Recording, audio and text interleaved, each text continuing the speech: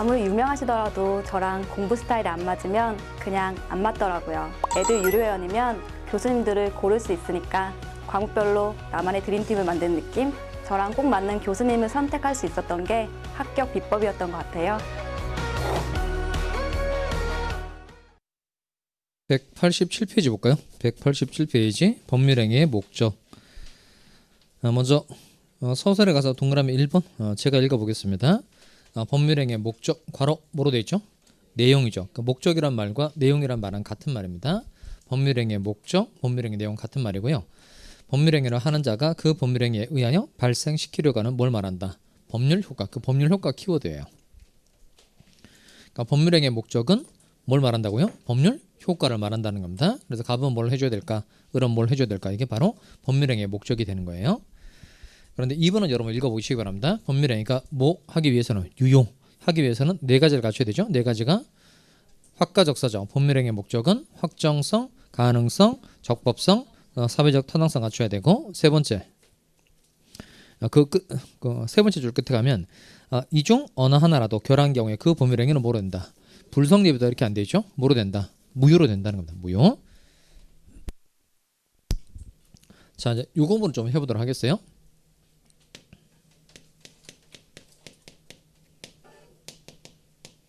갑 건물 소유자고요. 건물에 대해서 을과 매매 계약을 체결한 겁니다. 매매 계약 체결했으니까 갑은 을한테 건물 소유권 이전해 줘야 되고 을은 이에 대해서 이제 대금을 지급해 줘야 돼요. 날짜 가지고 좀 해봅시다. 갑하고 을이 1월 1일 날 매매 계약을 체결했어요. 그리고 3월 1일에 건물 소유권 이전하고 대금 지급하기로 정한 겁니다. 계약을 체결한 건 언제예요? 1월 1일. 그러니까 1월 1일은 계약 체결시라고 말하고 3월 1일에 소유권 이전해주고 대금 지급하기로 정한 거는 이건 이행기 또는 변제기 이렇게 말합니다. 그러면 먼저 요 매매 계약은 법률 사실, 법률 요건, 법률 효과 중에는 어디에 해당하는 거죠? 매매 계약은 법률 요건에 해당하는 거죠. 아까 법률 요건에 두 가지 있다 그랬죠? 뭐 있다 그랬죠? 법률 행위와 법률 규정이 있다 그랬는데 그 중에서는 어디에 해당하는 거예요? 법률 행위에 해당하는 거죠. 왜 법률 행위에 해당하는 거죠? 의사 표시가 들어가 있으니까. 그 다음에 건물 매매 계약의 목적은 뭐예요? 건물 매매 계약의 목적 요거죠? 건물 소유권 이전하는 거, 대금 지급하는 게 이 계약의 목적인 겁니다. 그러면 첫 번째 법률행위 목적은 확정할 수 있어야 되고요. 그다음 두 번째 이행하는 게 가능해야 되고 세 번째 적법해야 되고 네 번째 사회적 타당성이 있어야 됩니다. 우리 지금 하려고 하는 게 확가적사를 하려고 하는 거니까 성립요건 하려고 하는 거예요? 효력요건 하려고 하는 거예요? 효력요건 하려고 하는 겁니다. 그 다음에 효력요건을 하고 있다. 이 말 안에는 성립요건 갖췄다 못 갖췄다? 갖췄다는 거예요. 그럼 첫 번째 건물 소유권 이전도 목적, 대금 지급도 목적이니까 각각 이 법률행위 목적은 뭐 할 수 있어야 돼요? 확정할 수 있어야 되죠. 먼저 갑의 건물 소유권 이전이라는 목적은 확정이 된 거예요? 안 된 거예요? 확정됐다 안 됐다? 그러니까 확정이란 게 뭐냐면 갑이 을한테 무엇을 넘겨줄 수 있는지 알 수 있어야 한다는 뜻이에요. 그럼 갑이 건물도 가지고 있고 토지도 가지고 있고 자동차도 가지고 있다 칩시다. 그중에 건물을 딱 찍어서 넘겨주는 거니까 이건 확정이 당연히 된 거예요? 안 된 거예요? 된 거죠. 건물을 을에게 넘겨주는 거니까 이건 확정이 된 거예요. 근데 문제는 뭐냐면 을은 뭘 지급해 줘야 돼요? 대금 지급해 줘야 되죠. 근데 문제는 뭐냐면 1월 1일 날 매매 계약을 체결하면서 매매 대금은 3억 원으로 한다 이렇게 정한 거예요.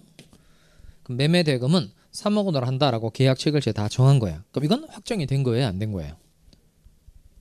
그러니까 1월 1일에 매매 대금은 3억 원으로 한다라고 정한 거니까 이행기에 얼마 주면 되는 거죠? 3억 원 주면 되는 거죠. 그러니까 이런 건 확정이 된 거예요? 안 된 거예요? 된 거예요. 당연히 된 거예요. 근데 문제는 뭐냐면 1월 1일 날 매매 계약을 체결하면서 매매 대금은 이행할 때의 시세에 의하여 한다. 이렇게 계약을 체결한 겁니다. 이행할 때의 시세에 의하여 한다. 이렇게 계약을 체결한 거예요. 그럼 이건 대금 지급이라는 목적이 확정된 거예요? 안 된 거예요?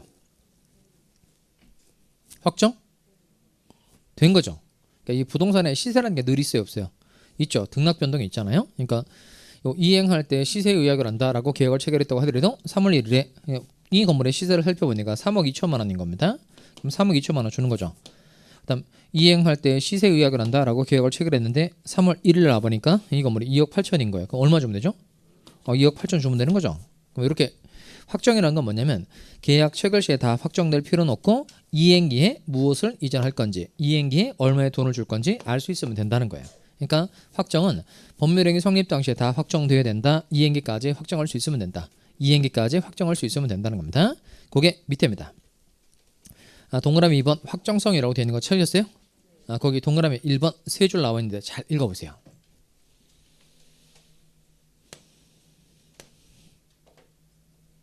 자, 거기 두 번째 줄 밑줄합니다. 이는 법률행위 성립 당시에 확정될 필요 있어요, 없어요? 없고 언제까지 확정할 수 있으면 된다. 이행기죠. 이행기까지 확정할 수 있으면 된다는 겁니다. 그러니까 이행기에 와서 갑이 을에게 무엇을 이전해 주고 이행기에 와서 을이 갑에게 얼마의 돈을 줄 건지 알 수 있으면 확정이 된 거라는 겁니다. 그러니까 이는 내용 간단하죠. 확정은 언제까지 확정할 수 있으면 된다. 이행기까지. 그다음에 확정 통과됐다. 그다음 검토하는 게 뭐죠? 가능성이죠. 확가적서니까 항상 그 가능성을 먼저 검토하거나 적법성을 먼저 검토하거나 바로 사회적 타당성을 하는 일은 없어요. 항상 확정성, 확정 통과됐다. 그다음 가능성, 가능 통과됐다. 그다음에 적법성, 적법성 통과됐을 때 사회적 타당성 이렇게 검토를 하는 겁니다. 먼저 다시 칠판 와보세요. 여긴 조금 복잡해요. 잘 들으셔야 됩니다. 펜 놓고 집중해서 들으세요. 계약을 체결한 건 언제죠? 1월 1일. 그런데 요 건물 소유권 이전하고 대금 지급하기로 한 건 3월 1일이에요. 그러면 요 가능성이라는 건 가능하냐 불가능하냐 이걸 논하는 논점입니다. 요 건물 소유권 이전하는 게 가능해야 되고 대금 지급하는 게 가능해야 된다는 겁니다. 근데 요 갑의 건물 소유권 이전 의무 불가능하게 되는 경우 있어요, 없어요? 갑의 건물 소유권 이전 의무가 불가능하게 되는 경우 있다, 없다? 있죠. 어떤 경우에 불가능하게 될 수 있죠? 뭐 건물이 다 불타서 없어져 버렸다. 그러면 소유권 이전하는 거 불가능해질 수 있죠. 그다음에 을은 뭘 지급해 줘야 되죠?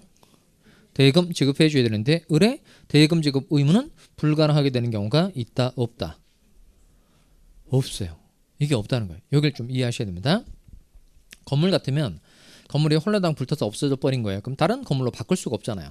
그러니까 건물 소유권 이전하는 게 불가능한 경우가 생길 수 있단 말이에요. 그런데 그 을의 대금 지급 채무는 불가능하게 되는 경우가 없어요. 그러니까 언뜻 보면 을이라는 사람에게 돈이 없으면 대금 지급하는 게 불가능한 것처럼 보이잖아요. 근데 그렇지 않다는 거예요. 그러니까 을이라는 사람에게만 돈이 없다 뿐이고 대한민국 안에는 항상 돈이 있어요, 없어요? 항상 돈이 있죠. 항상 돈이 있으니까 그 돈을 빌려다가 또는 그 돈을 세배다가 돈을 줄 수 있단 말이에요. 그러니까 요 대금 지급하는 걸 금전채무라고 그래요. 얘도 알아둡니다. 금전채무의 경우에는 이행지체만 있고 이행불능은 없다는 거예요. 다시 모전채무의 경우에는 금전채무의 경우에는 돈을 제때 못 주는 이행지체는 있어도 이행불능은 있다, 없다? 없다는 겁니다. 다시 금전채무의 경우에는 이행지체는 있어도 이행불능은 있다, 없다? 없다는 거예요. 그럼 이 가능성이라는 논점은 가능하냐 불가능하냐를 논해보는 논점인 거예요. 그러면 건물 소유권 이전 가지고 따져봐야 돼요? 대금 지급 가지고 따져봐야 돼요? 건물 소유권 이전 가지고 따져봐야 되죠. 얘는 불가능하게 되는 경우가 있고 얘는 불가능하게 되는 경우가 없으니까 반드시 건물 소유권 이전 가지고 가능성 여부를 판단해 봐야 된다는 겁니다. 여기까지 이해되죠? 자, 그러면 매매계약 체결한 건 언제예요? 1월 1일이죠. 그런데 매매계약을 체결하기 전에 건물이 전부 화재로 소실해버려. 없어요. 그건 처음부터 소유권 이전이 불가능한 거예요? 나중에 불가능해진 거예요? 매매계약 체결하기 전에 건물이 전부 화재로 소실해버려. 없다. 이건 처음부터 소유권 이전이 불가능한 거죠. 이런 건 처음부터 소유권 이전이 불가능해졌다. 그래서 이건 이렇게 말합니다. 무슨 불능? 원시적 불능. 그러니까 처음부터 불가능하게 된 걸 무슨 불능? 원시적 불능. 그 다음에 1월 1일에 매매계약을 체결하고 3월 1일에 소유권 이전해주기로 했는데 2월 1일에 갑이라는 사람이 이 건물을 병한테 팔고 병이라는 사람에게 소유권 이전을 확 넘겨줘버린 겁니다. 결국 갑이 이중매매했다는 뜻이에요. 을과 계약을 체결하고 난 다음에 병과 또 계약을 체결했다는 거예요. 그러면 이게 이중매매는 원칙적으로 할 수 있는 거예요, 없는 거예요? 할 수 없어요? 그 연초에 그 이중매매 꽤 많았죠. 왜냐하면 그 갑이 을과 계약을 체결했는데 전세와 시세가 막 급등하거나 이런 거예요. 그러면 주변 시세가 급등했으니까 병이 훨씬 더 좋은 조건을 제시한 거예요. 그 을과 체결한 계약을 깨고 병과 계약을 체결했을 때 이득이 더 많이 생긴다면 매도인은 충분히 병과 계약을 체결할 수 있다, 없다? 있어요. 이게 계약자의 원칙이라는 겁니다. 갑이 을과 계약을 체결할 거냐 병과 계약을 체결할 거냐 자체를 원칙적으로 자유롭게 결정할 수 있다는 거예요. 그러니까 이중매매는 원칙적으로 유효이다, 무효이다? 유효. 그러니까 계약에 유효하고 그다음 병이라는 사람 앞으로 소유권 이전 등기가 넘어갔으니까 누가 건물의 소유권을 취득하는 거죠? 병이 건물의 소유권을 취득하는 거죠. 그럼 병이 건물의 소유권을 취득했으니까 3월 1일에 와도 갑이 을에 대해서 지고 있는 건물 소유권 이전은 가능하다, 불가능하다? 불가능한 거죠. 그러니까 이렇게 매매계약 체결하기 전에 건물이 홀라당 불타서 없는 건 무슨 불능? 원시적 불능. 그다음 매매계약 체결할 당시에는 건물이 존재했는데 요 나중에 건물을 병한테 팔고 소유권 이전이 불가능하게 된 겁니다. 이런 건 무슨 불능이라고 할까요? 처음에는 소유권 이전이 가능했지만 나중에 불가능하게 된 건 이건 후발적 불능이라고 그래요. 나중에 일어난 불가능이라고 해서 무슨 불능? 후발적 불능. 마지막 해보시기 바랍니다. 1월 1일에 매매계약을 체결하고 3월 1일에 건물 넘겨주기로 했는데 2월 1일에 태풍이 불어서 이 건물이 완전 박살나버린 겁니다. 왜냐면 원시적 불능이에요? 후발적 불능이에요? 후발적 불능이 되는 거죠. 그러니까 1월 1일에는 건물 소유권 이전하는 게 가능했는데 나중에 불가능하게 된 거니까 무슨 불능이 되는 거죠? 후발적 불능. 어쨌든 불능의 종류는 이렇게 두 가지가 있다는 겁니다. 무슨 불능? 원시적 불능도 있고 후발적 불능도 있다는 겁니다. 그러면 잘 이제 생각해야 될 게 뭐냐면 앞으로 원시적 불능하면 항상 이해를 꼭 생각하셔야 돼요. 원시적 불능하면 계약 체결하기 이전에 건물이 전부 화재로 소실해버려 없는 걸 원시적 불능으로 꼭 생각하셔야 됩니다. 계약 체결하기 이전에 건물이 전부 화재로 소실해버려 없다. 이게 원시적 불능이에요. 그러면 매매계약 체결하기 전에 건물이 전부 화재로 소실해버려 없는 거예요. 그럼 이 매매계약은 성립이에요? 불성립이에요? 매매계약 체결하기 전에 건물이 홀라당 불타서 없다는 겁니다. 그럼 이 매매계약은 성립이다? 불성립이다? 성립이죠. 성립. 자꾸 불성립 이렇게 찍으면 자꾸 골로 가는 거예요. 왜냐면 우리 지금 하고 있는 게 화가적사 하고 있다 그랬죠? 다시 그러면 다 외워볼까요? 성립 요건의 세 개 뭐죠? 당사자, 목적, 의사표시, 효력 요건. 첫 번째, 당사자가 능력 세 가지 갖추는 거죠. 권리 능력, 행위 능력, 의사 능력 갖추는 거고, 두 번째 법률행위 목적은 화가적사죠. 확정성, 가능성, 적법성, 사회적 타당성. 세 번째 의사법 표시가 뭐하고 일치하고 하자가 없을 것. 지금 화가적사니까 성립요건 하고 있는 거예요? 효력요건 하고 있는 거예요? 효력요건 하고 있는 거고 효력요건을 하고 있다. 이 말은 항상 성립요건은 갖췄다 못 갖췄다? 갖췄다는 거예요. 갖췄다는 거. 자, 그러면 다시 원래대로 와서 그럼 이때 요 원시적 불능의 경우에 매매계약 체결하기 전에 건물이 전부 화재로 소실해버려 없다고 하더라도 일단 당사자 있죠. 그다음 목적이 있고 그다음 의사표시 있으니까 이 매매계약이 뭐는 한 거예요? 성립은 한 거예요. 성립은 한 겁니다. 대신 건물 소유권 이전한다는 건 확정은 됐는데 소유권 이전하는 게 가능하다 불가능하다? 불가능한 거죠. 즉 성립 요건을 갖추었지만 효력 요건을 못 갖춘 거니까 이 매매계약은 유효이다 무효이다? 무효. 그래서 원시적 불능을 목적으로 한 법률행위 효력은 유효 무효? 무효예요. 그럼 후발적 불능의 경우에 이 계약은 유효일까요? 무효일까요? 그러니까 후발적 불능도 같이 무효로 된다. 후발적 불능은 그냥 유효하다. 유효예요? 무효예요? 일단은 효죠. 일단은 효. 효는 효인데 유효예요? 무효예요? 그러니까 잘 생각해 보시면 원시적 불능이 무효인 이유를 잘 생각해 보시면 후발적 불능은 금방 판단해 낼 수 있어요. 그러니까 원시적 불능이 무효인 이유가 뭐였죠? 무슨 요건을 갖추었으나 성립 요건을 갖추었으나 효력 요건을 못 갖추었기 때문에 무효가 된 거죠. 후발적 불능은 먼저 1월 1일에 매매계약 체결해서 건물 소유권 이전한다는 목적이 있었어요. 목적이 있었고 1월 1일에는 건물이 있었다 없었다? 있었죠.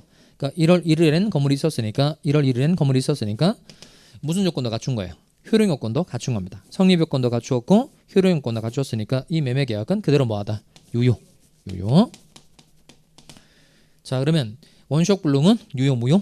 무효. 후발적 불능은 불가능하게 됐다고 하더라도 당해 계약은 그냥 뭐하다? 유효하다는 겁니다. 이렇게 원시적 불능인지 후발적 불능인지는 언제를 기준으로 판단하는 거죠? 원시적 불능인지 후발적 불능인지 판가름하는 기준 시점은 언제예요? 그러니까 계약이니까 체결 시가 되는 거고 일반적인 용어로 말하면 이렇게 말합니다. 법률행위 성립 당시라 그래요. 법률행위 성립 당시. 밑에 내려올까요? 자, 불능 여부의 판단 기준과 판단 시점이라고 되어 있는 거 찾으셨어요? 자, 거기 먼저 1번에 보면 법률행위가 유효하기 위해서는 법률행위의 목적이 실현 가능하여야 하며 법률행위의 불능 여부는 사회 통념에 따라 결정한다. 즉 사회 통념이라는 표현을 가끔 볼 때가 있는데 그냥 일반 상식 이렇게 이해하시면 되겠습니다. 다만 넘어가서 이제 밑줄합시다. 넘어가서 2번은 반드시 밑줄하셔야 됩니다. 법률행위의 목적이 불능인지의 여부는 언제를 기준으로 판단한다. 법률행위 성립 당시를 기준으로 판단한다는 겁니다. 그리고 법률행위 성립 당시 밑에다가요 EX 하시고 계약 체결 시 이렇게 하시면 되겠어요. 계약 체결 시 그걸 그렇게 고쳐서 이해하시면 문장의 의미가 다 통한다는 겁니다. 단독행위, 계약, 합동행위 다 통틀어서 말할 때는 법률행위 성립 당시라고 말하면 되고 주로 이제 문제가 되는 게 계약이니까 법률행위 성립 당시라는 표현이 나면 계약 체결 시로 고쳐서 이해하시면 문장의 의미가 통하게 돼 있다는 겁니다. 일단 구별은 하셔야 되겠죠. 이쪽에 보시면 아까 확정은 언제까지 확정할 수 있으면 된다.